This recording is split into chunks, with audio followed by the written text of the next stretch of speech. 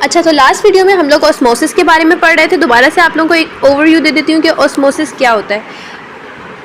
Osmosis is basically the movement of water molecules from high concentration to the low concentration.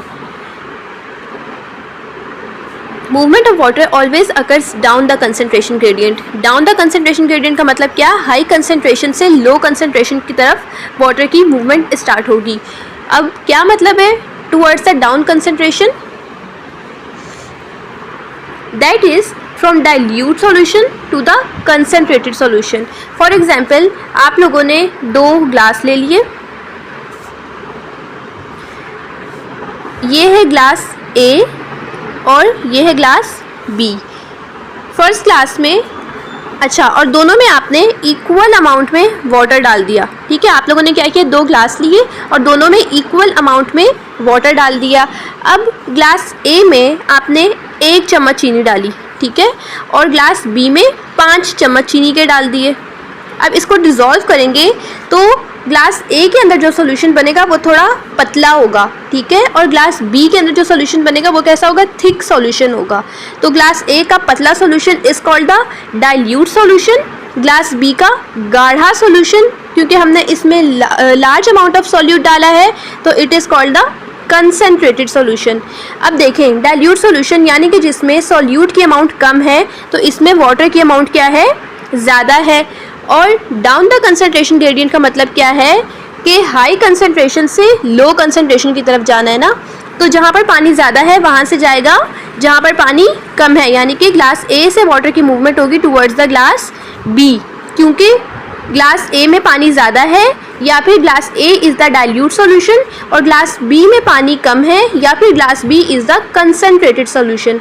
ठीक है, तो osmosis is the movement of water down the concentration gradient. Down the concentration gradient means high concentration of water to the low concentration of water, ताकि दोनों जगह पर water की concentration equal हो जाए। हाई कंसंट्रेशन ऑफ वाटर और low concentration of water को आप dilute solution to concentrated solution भी कह सकते हैं। ठीक है, ऑस्मोसिस क्या है? It is the passive process. Osmosis क्या है? वाटर की movement towards the concentration gradient, और osmosis is the passive process, यानी कि वाटर की मूवमेंट में energy is not required. Passive का मतलब क्या है कि कोई भी energy is not required for the movement of water molecules. Cell membrane allow the molecules of water to pass through, but they do not allow molecules of most resource substances, example salt and sugar, to pass through. Cell membrane के अंदर से water osmosis के through pass हो जाता है, लेकिन most of the dissolve substances यानी कि सॉल्ट एंड शुगर जो है वो सेल मेम्ब्रेन के अंदर से पास नहीं होगी। ऑस्मोसिस की बहुत ज़्यादा अहमियत है हमारी बॉडी में, एनिमल्स की एंड प्लांट्स की बॉडी में। क्यों? इसको समझने के लिए हम एक एक्सपेरिमेंट देख लेते हैं। इसमें बेसिकली हमने करना क्या है, 3 अदद ग्लास लिए हैं, 1 2 3, तीनों के बीच में एक एक रेड ब्लड सेल डाल दिया आपने। ठीक है, अब तीनों ग्लास में हमें डालना है वाटर, डिफरेंट कंसंट्रेशन का वाटर डालेंगे। ग्लास ए में जो हमने वाटर डाला है वो है हाइपोटोनिक सॉल्यूशन, यानी कि हमने इसके बीच में इतना सॉल्ट डाला है कि इतना सॉल्यूशन सॉल्ट और वाटर का बनाया है कि वो रेड ब्लड सेल के अंदर जो सॉल्ट और वाटर का सॉल्यूशन है उससे क्या है? डाइल्यूट है। यानी कि यहाँ पर रेड ब्लड सेल के अंदर जो वाटर है वो कंसंट्रेटेड है, और ये जो बीकर के अंदर हमने वाटर डाला ये क्या है? डाइल्यूट है, यानी कि इसमें कम सॉल्ट या चीनी हमने ऐड की है। ठीक है, तो this is the hypotonic.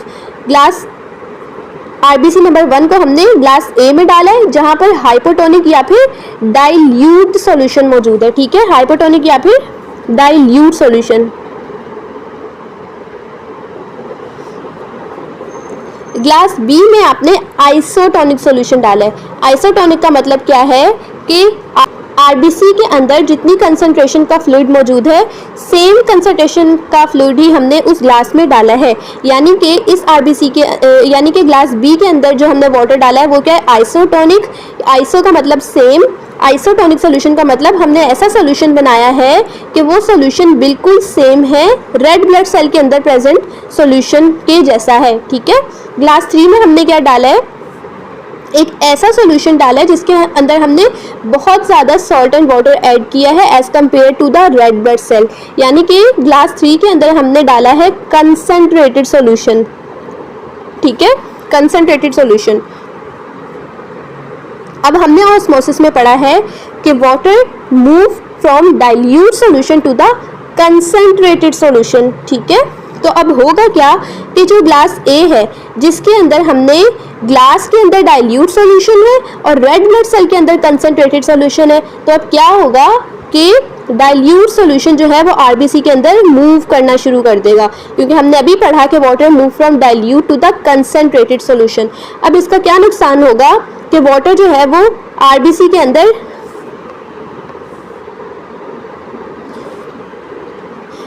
Water RBC के अंदर मूव करने लग गया, ठीक है। वाटर जो है वो रेड ब्लड सेल के अंदर मूव करने लग गया। क्यों? क्योंकि बाहर हमने सॉल्यूशन जो बनाया है वो है डाइल्यूट सॉल्यूशन या फिर हाइपोटोनिक सॉल्यूशन, और रेड ब्लड सेल के अंदर क्या है, हाइपरटोनिक सॉल्यूशन। और हमने ऑस्मोसिस में पढ़ा कि water move from dilute solution to the concentrated solution, यानी कि हाइपोटोनिक सॉल्यूशन अगर होगा तो वाटर रेड ब्लड सेल के अंदर जाना शुरू कर देगा, रेड ब्लड सेल जो है वो स्वेल हो जाएगा, बड़ा हो जाएगा और एट द एंड बर्स्ट कर जाएगा, फट जाएगा, ठीक है। तो इससे पता चलता है कि हमारी बॉडी में कितनी ज़्यादा इंपॉर्टेंस है इस ऑस्मोसिस की, कि अगर आपकी बॉडी का इन्वायरमेंट हाइपोटोनिक हो गया यानी कि डाइल्यूट इन्वायरमेंट हो गया जिसके अंदर रेड ब्लड सेल पड़े हुए हैं, तो क्या होगा, वाटर रेड ब्लड सेल के अंदर मूव करना शुरू कर देगा, रेड ब्लड सेल जो है वो स्वेल होकर बर्स्ट हो जाएगा। एज़ कम्पेयर टू अगर आप ये देखें आइसोटोनिक सोल्यूशन, यानी हमने सेम सोल्यूशन सेम इन्वायरमेंट रखा जैसा कि आरबीसी के अंदर है, आरबीसी के अंदर सेम आरबीसी के अंदर जो इन्वायरमेंट था, जिस तरह का सोल्यूशन था, हमने उसी तरह के सोल्यूशन में रखा, तो अब सेम कंसंट्रेशन है रेड ब्लड सेल के अंदर भी और बाहर भी, तो अब वाटर की मूवमेंट नहीं होगी और रेड ब्लड सेल जो है वो बिल्कुल इंटैक्ट सही सलामत पड़ा रहेगा। जबकि ग्लास नंबर 3 में क्या हुआ है, हमने हाइपरटोनिक सॉल्यूशन के अंदर रेड ब्लड सेल को डाला या फिर कंसंट्रेटेड सॉल्यूशन को, ठीक है। तो हमने ये पढ़ा कि water move from dilute solution to the concentrated solution. अब क्या होगा, रेड ब्लड सेल के अंदर डाइल्यूट सॉल्यूशन था, ठीक है, और बाहर जो पानी था वो क्या था, कंसंट्रेटेड था। अब क्या होगा, रेड ब्लड सेल के अंदर से वाटर मूव करना शुरू कर देगा बाहर की तरफ। अब जब बाहर मूव करेगा तो क्या होगा, ब्लड का सेल जो है वो आपका श्रिंक हो जाएगा, छोटा हो जाएगा और अपना फंक्शन परफॉर्म नहीं कर सकेगा। तो इससे पता चलता है कि ऑस्मोसिस की कितनी ज़्यादा इम्पोर्टेंस है हमारी बॉडी में और कितना ज़्यादा इम्पॉर्टेंट है अपनी बॉडी के सॉल्यूशन, अपने बॉडी के इन्वायरमेंट को मेंटेन रखना, ठीक है। सिमिलरली इसी तरह से आप प्लांट सेल के साथ भी एक्सपेरिमेंट कर सकते हैं। हाइपोटोनिक सॉल्यूशन के अंदर अगर आपने प्लांट सेल को डाला, हाइपोटोनिक यानी कि डाइल्यूट सॉल्यूशन, तो वाटर जो है वो सेल के अंदर मूव करना शुरू कर देगा और सेल बर्स्ट हो जाएगा, ठीक है। आइसोटोनिक सॉल्यूशन में डाला तो अब कोई भी मूवमेंट वाटर की नहीं हो रही। हाइपरटोनिक या फिर कंसंट्रेटेड सॉल्यूशन के अंदर अगर आपने डाला तो सेल के अंदर से वाटर बाहर जाएगा और सेल श्रिंक हो जाएगा, ठीक है। अब पढ़ लेते हैं थ्योरी में क्या लिखा है। Plant cells use osmosis to absorb water from the soil and transport it to the leaves. इसी तरह से प्लांट सेल्स जो होते हैं ये क्या करते हैं, ऑस्मोसिस के प्रोसेस को यूज़ करते हैं वाटर को एब्जॉर्ब करने के लिए फ्रॉम द सॉइल से और उसको ट्रांसपोर्ट करते हैं टू द लीव्स। अब होता क्या है, बेसिकली ये रूट्स हैं, ठीक है, ये रूट्स हैं और ये मिट्टी है और मिट्टी में पड़ा हुआ है पानी।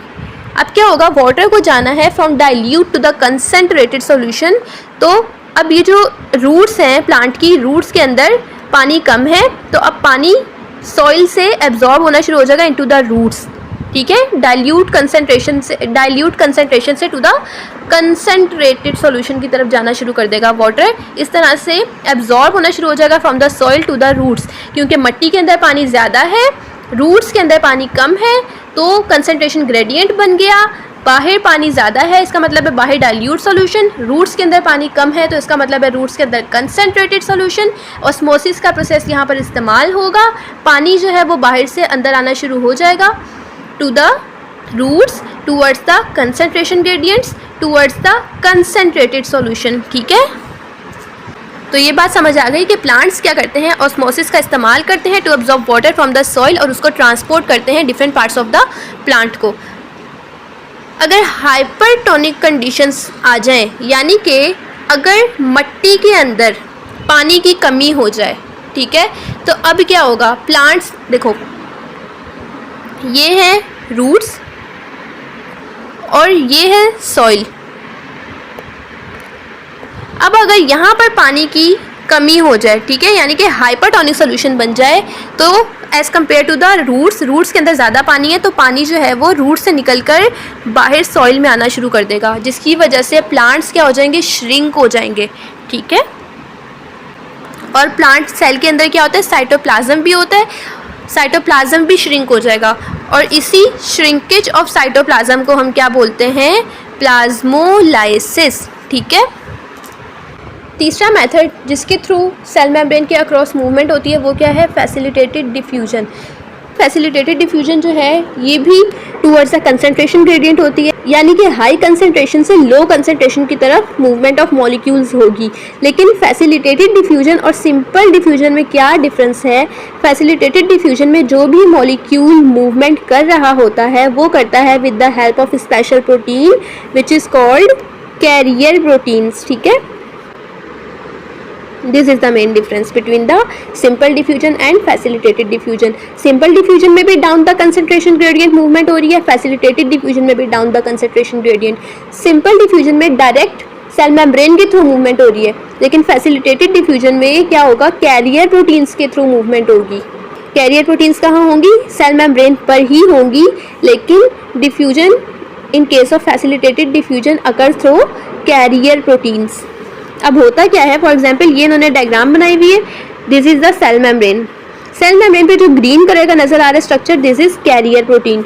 होता क्या है कि जिस मॉलिक्यूल सेल के अंदर आना होता है वो आकर इस कैरियर प्रोटीन के साथ बाइंड कर जाएगा, ठीक है। फॉर एग्जांपल इस मॉलिक्यूल को अंदर जाना है, ये इस कैरियर प्रोटीन के साथ बाइंड होगा, कैरियर प्रोटीन के अंदर आएंगी चेंजेस, यानी कि कैरियर प्रोटीन ओपन हो जाएगी, ये देखें इस डायग्राम में ओपन हो गई, इस मॉलिक्यूल को अंदर लेके आएगी, ये अंदर आया और ये सेल के अंदर की तरफ कर दिया और वापस बंद हो जाएगी। तो जो डिफ्यूजन कैरियर प्रोटीन के थ्रू होती है उसको हम बोलते हैं क्या, फैसिलिटेटेड डिफ्यूजन, ठीक है। Next is active transport. Active transport और जो हमने बाकी सारी अभी डिफरेंट टाइप्स ऑफ ट्रांसपोर्ट के मेथड पढ़े, diffusion, osmosis and facilitated diffusion, इसके बीच में क्या डिफरेंस है। एक्टिव ट्रांसपोर्ट का मेन डिफरेंस ये है कि एक्टिव ट्रांसपोर्ट में मॉलिक्यूल जो मूव कर रहा होता है उसको एनर्जी चाहिए होती है, ठीक है। पीछे हमने जो पढ़ी टाइप्स ऑफ ट्रांसपोर्ट, उसमें down the concentration gradient movement हो रही है मॉलिक्यूल की, यानी कि मॉलिक्यूल की जहाँ पर कंसंट्रेशन हाई है वहाँ से लो कंसंट्रेशन की तरफ मूव कर रहा है। But in case of active transport against the concentration gradient movement होती है, ठीक है। What do you mean by against the concentration gradient, यानी कि लो कंसंट्रेशन से हाई कंसंट्रेशन की तरफ मूवमेंट होगी, ठीक है, और इसमें एनर्जी भी रिक्वायर होती है। तो एक्टिव ट्रांसपोर्ट की दो चीज़ें क्या आपको याद करनी है, against the concentration gradient and energy is required in case of active transport, ठीक है। एनर्जी हमारी बॉडी में किस फॉर्म में होती है, in the form of ATP, adenosine triphosphate, ठीक है। कौन कौन से मॉलिक्यूल्स एक्टिव ट्रांसपोर्ट के थ्रू मूव करते हैं, सोडियम एंड पोटेशियम, ठीक है।